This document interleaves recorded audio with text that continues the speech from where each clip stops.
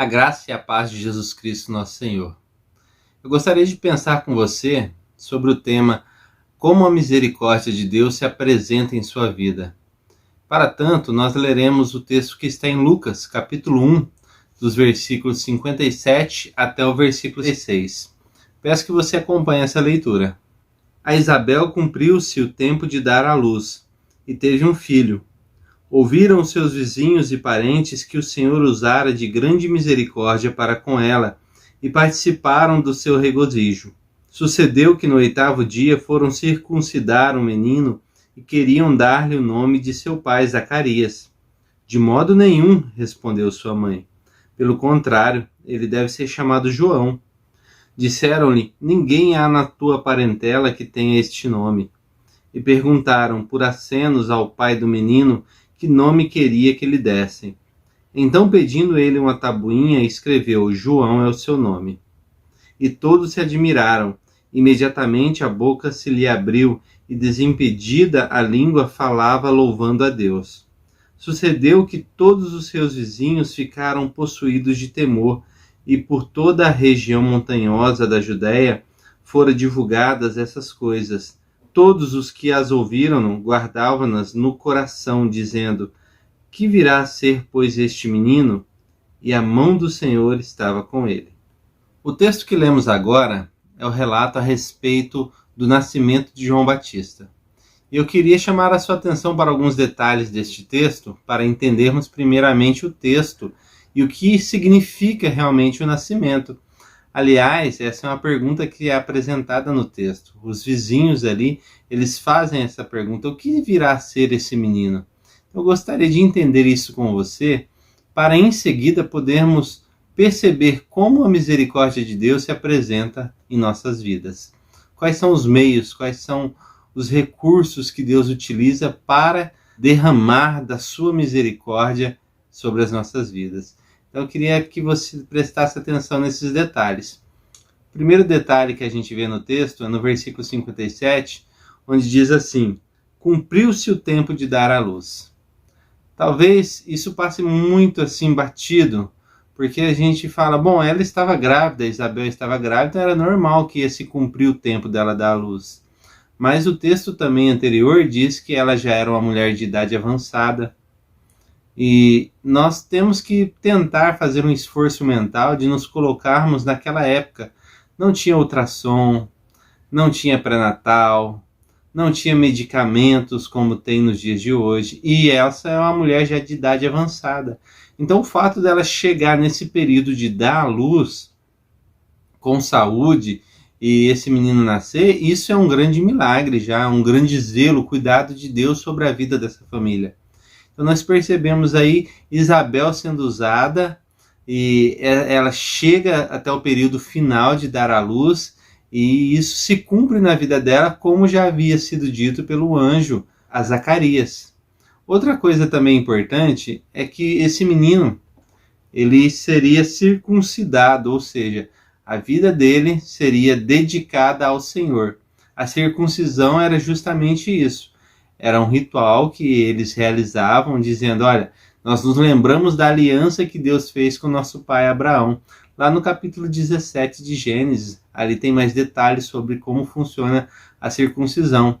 E nós temos também esse detalhe no versículo 62, que aparentemente Zacarias passou por um período onde ele também era surdo. Então o pessoal tem ali que fazer, gesticular para poder transmitir alguma informação a ele. Então parece que ele não ficou apenas mudo, mas também surdo. Isso é o que o texto dá a entender. Bom, dito esses detalhes sobre ela ter conseguido, Isabel ter conseguido cumprir o tempo de dar à luz, o fato dele ter sido circuncidado, o menino ser circuncidado, ser lembrado da aliança que Deus fez com Abraão, e esse detalhe aí que eles têm que gesticular, a gente vai perceber também o que é o significado do nascimento de João Batista. Bom, primeiramente é o cumprimento das profecias. As profecias do Antigo Testamento falavam a respeito desse arauto que viria à frente do Messias. Ele viria e ele prepararia o caminho para o Senhor. Então, primeiramente é o cumprimento dessas profecias. Isso é importante. Deus zela pela sua palavra, ele cumpre a sua palavra. Seguindo, nós percebemos também que é uma testemunha da chegada de Cristo. Ou seja, ele vem para testemunhar realmente que o Messias chegou, que Jesus Cristo chegou, e isso é muito importante, porque para que um relato fosse verdade naquela cultura, eram necessárias testemunhas, mais de uma testemunha, e João Batista é uma dessas testemunhas que apontaria para Jesus Cristo e diria: este aí é o Cordeiro de Deus que tira o pecado do mundo. Ele prepara o caminho para o povo, ou seja, a pregação de João Batista não é uma pregação com base em milagres, no sentido que a gente tem habituado hoje em dia, onde as pessoas olham e falam: bom, milagre é uma cura, milagre é ressuscitar um morto, milagre é abrir o mar, milagre é fazer alguma coisa assim sobrenatural. João Batista, ele não faz isso. Não tem um relato de um tipo de milagre desse sobrenatural quando se trata de João Batista. Mas o que ele faz? Ele prepara o povo para receber o Messias. Ele, sendo um homem cheio do Espírito Santo, ele vem e prepara essas pessoas para estarem prontas para a hora que o Messias chegasse. Então ele vem com a pregação dizendo: olha, vocês têm que se arrepender dos seus pecados e serem batizados. E João Batista serve de referencial. Desde o ventre da sua mãe, ele já era cheio do Espírito Santo. Nós vemos isso ali no capítulo 1, do versículo 13 ao 16. Se ele já era cheio do Espírito Santo no ventre de sua mãe, e ele era ainda o arauto, agora você imagina quem que era o rei, quem que era o Messias. Se ele era apenas aquele que viria preparar o caminho, ele já era cheio do Espírito Santo, o que se esperaria então do Messias quando ele chegasse? Certamente alguém muito maior, muito mais preparado, com muito mais poder. Porque se o arauto já é tão poderoso, se o arauto já tem essa significância tão grande, se o arauto já faz tantas maravilhas, e aquele a quem ele anuncia? Certamente alguém de grande importância. Então nós temos aí esses significados a respeito do nascimento de João Batista. Mas o texto deixa claro também que ele quer tratar outra coisa. Você, fazendo a leitura desse texto, você percebe que há ali uma discussão a respeito do nome do menino. Então ele vai se chamar João. E os vizinhos não concordam com essa ideia, porque era costume, era hábito colocar o nome de algum familiar, algum parente naqueles que nascessem posteriormente. Então quando Isabel diz: vai ser João, o pessoal fica meio ressabiado e fala: não, vamos perguntar para o pai. Vai perguntar para o pai e ele confirma. Mas qual é o significado de João? João significa Deus é misericordioso ou Deus é gracioso. Por isso é importante a gente entender que esse texto quer trazer à tona esse tema misericórdia, esse tema graça de Deus. Porque é justamente isso que está rolando durante aí todos esses acontecimentos. Por que o povo vai para a casa de Isabel e Zacarias? Versículo 58. Ouviram os seus vizinhos e parentes que o Senhor usara de grande misericórdia para com ela e participaram do seu regozijo. É fato, isso fica muito claro, essa grande misericórdia que está sendo derramada sobre a vida de Isabel, de Zacarias, de João. Tudo isso faz parte da misericórdia de Deus sobre a vida daquela família. E aí, em seguida, é repetido pelo menos 2 vezes por meio do nome João a respeito dessa misericórdia de Deus, tanto no versículo 60 quanto 63, quando é confirmado: não, o nome do menino vai ser Deus é misericordioso ou Deus é gracioso. Porque é isso que o texto está tentando colocar na nossa mente e fazer com que a gente pense a respeito. Ele quer trazer isso à tona, esse tema à tona a respeito da misericórdia de Deus. E é importante também a gente visualizar e perceber o que acontece conosco quando a misericórdia de Deus chega em nosso lar, chega em nossa casa, e a gente fala isso, e a gente expõe isso para os nossos vizinhos, como foi o caso de Zacarias. Quando perguntado, ele confirmou: o nome vai ser João, o nome vai ser Deus é misericordioso. E nesse instante a boca dele se abre e ele pode falar novamente, e ele vai louvar a Deus, ele vai adorar a Deus. O verso 64 vai dizer, ó, imediatamente a boca se lhe abriu e desimpedida a língua falava louvando a Deus. Então, a graça, a misericórdia divina leva a gente à adoração, leva a gente ao louvor, leva a gente a fazer com que o nome de Deus seja engrandecido de alguma maneira. Deus coloca um cântico novo nos nossos lábios e a gente quer cantar da graça, da misericórdia de Deus. E isso é importante também a gente perceber nesse texto. Então, olhando assim para os detalhes do texto, olhando para aquilo que estava acontecendo na vida dessa família, a pergunta é: como a misericórdia chegou na vida dessa família? Como a graça de Deus, como a misericórdia de Deus chegou na vida dessa família? Chegou por meio de um filho. Chegou por meio do nascimento de uma criança. O povo foi lá porque grande misericórdia de Deus foi derramada sobre a vida dessa família. Isso chegou por meio de um filho. E eu gostaria de chamar sua atenção, porque no nosso mundo, o nascimento de um filho, uma gravidez, tem sido vista de uma maneira muito negativa. Usa-se até o termo de que uma gravidez indesejada.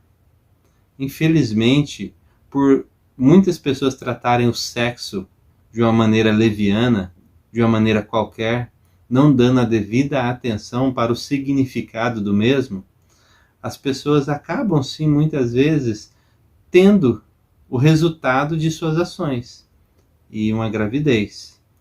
Mas um filho não é nenhum motivo de maldição sobre a vida de uma mulher e de um homem. Um filho é motivo de alegria, um filho é motivo de bênção sobre a vida de uma família. Por isso, a misericórdia de Deus chega sobre a vida dessa família como na figura de um filho que foi gerado no ventre de sua mãe Isabel, ainda idosa. E nós precisamos olhar realmente para os nossos filhos como sendo bênçãos de Deus. E pensar sobre filhos realmente como bênção de Deus nas nossas vidas. Aliás, a primeira ordem que Deus dá ali ainda em Gênesis é, olha, vocês vão multiplicar. É para a gente ir pela terra e multiplicar, encher a terra. Tamanha importância que tem os filhos. Os filhos são chamados na Bíblia como herança do Senhor, ou seja, é aquilo que é do Senhor, os nossos filhos. Então a gente precisa realmente olhar em toda a Bíblia. Ter filhos é uma grande bênção, é olhado como uma grande bênção poder ter filhos. Então a gente tem que ter os olhos da palavra de Deus a respeito do tema filhos. Não os olhos do mundo. Qual que é a preocupação muitas vezes? O mundo fala, não pode ter filho porque se você tiver filho você não vai poder passear. Você não vai poder ter casa, carro, riqueza. Você não vai poder ter um monte de coisas aí. Porque no fundo isso é uma visão egoísta. Eu não quero ter filho porque para mim ter dinheiro, para mim ter casa, para mim ter carro. No fundo eu não quero ter filho porque o importante mesmo sou eu. Eu sou importante. Filhos não são importantes, pessoas não são importantes, eu sou importante. É uma visão egoísta, é uma visão centralizadora, onde os meus desejos estão acima de tudo, inclusive daquilo que é o natural de qualquer ser humano. Mas é uma visão que o mundo tenta imputar como natural na cabeça das pessoas, e isso é uma grande mentira, porque é tão bom você, pai, chegar em casa, receber um abraço do seu filho, o acolhimento, um papai eu te amo, e você pegar seu filho no braço, no colo, e ali você ter um tempo com ele, de brincar, de ter um lazer com o filho. É algo maravilhoso, é uma grande bênção de Deus sobre as nossas vidas, os nossos filhos. Então é importante você perceber isso, que a misericórdia de Deus é derramada na vida dessa família por meio de um filho, assim como é derramada na sua vida também. E por meio de uma mulher já idosa. Veja você, uma mulher já idosa que vai ter um filho. Ela foi usada como canal da misericórdia de Deus para abençoar tanto o filho quanto o marido. Uma mulher, veja você. E vale a pena a gente pensar sobre isso também. Porque a mulher no lar, ela é utilizada como canal de bênção de Deus para a vida de toda a sua família. A mulher cuida de seu lar, algumas sustentam o seu lar, algumas são as provedoras do lar, trazem o alimento diário para a sua casa. Uma mulher educa seus filhos, uma mulher, boa parte das mulheres no nosso Brasil limpam os seus lares, são elas que mantêm roupa passada, casa limpa, comida feita e uma série de outras coisas. Uma casa com uma mulher que abençoa essa casa, sem dúvida alguma, é sinal de graça, é sinal de misericórdia de Deus sobre a vida dessa casa. E cabe aos homens, aos filhos, aos pais, aos maridos, olharem para essa mulher dessa maneira. Essa mulher é misericórdia de Deus sobre a minha vida, ela é bênção de Deus sobre a minha vida. Então você precisa realmente ter essa visão, olhar justamente para sua mulher dessa maneira, olhar para sua mãe dessa maneira. Às vezes os filhos olham para a mãe faz tudo por ele, e ele não dá o devido valor. Tem que olhar e perceber que essa mulher é ferramenta de Deus usada para abençoar a sua vida, você filho, você marido. Então você precisa prestar atenção nisso. Como também foi usado esse idoso, esse homem Zacarias. Ele já era velho em idade, mas ele foi usado também como ferramenta de Deus para trazer essa graça, essa misericórdia, essa bênção sobre a vida dessa família.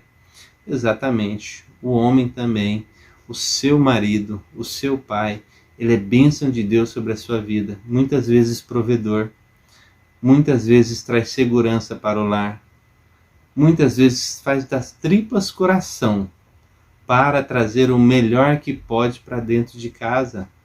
Então você tem que olhar para esse homem, tem que olhar para este pai, para este marido, como ele sendo graça, misericórdia de Deus sobre a sua vida. Esse marido que te ajuda a limpar a casa, esse marido que ajuda na criação dos filhos, esse marido que ajoelha-se para orar pela sua vida, esse marido que não te trata com grosseria, com rispidez, mas te trata com zelo, com amor, com carinho. Esse marido que ama assim como Cristo amou. Ele entendeu o chamado dele, ele entendeu por que ele está nessa família. E ele sim é utilizado como canal de bênção para essa família. Então a gente olha para esse significado do nome João, Deus é misericórdia, e a gente percebe que esse significado ficou forte na vida dessa família. Porque eles colocam o nome de seu filho, João, justamente para dizer aos outros, olha, Deus é misericórdia, Deus é gracioso. E como Deus demonstrou a misericórdia dele pela vida dessa família? Por meio do filho, por meio da mulher, por meio do pai. Então, por meio da família, nós vemos a graça de Deus, a misericórdia de Deus sendo derramada sobre a vida dessa família, da família de João Batista. E a pergunta que fica é, como a misericórdia de Deus chegou na sua vida? Você tem conseguido ver que a sua esposa, ela é misericórdia de Deus sobre a sua vida?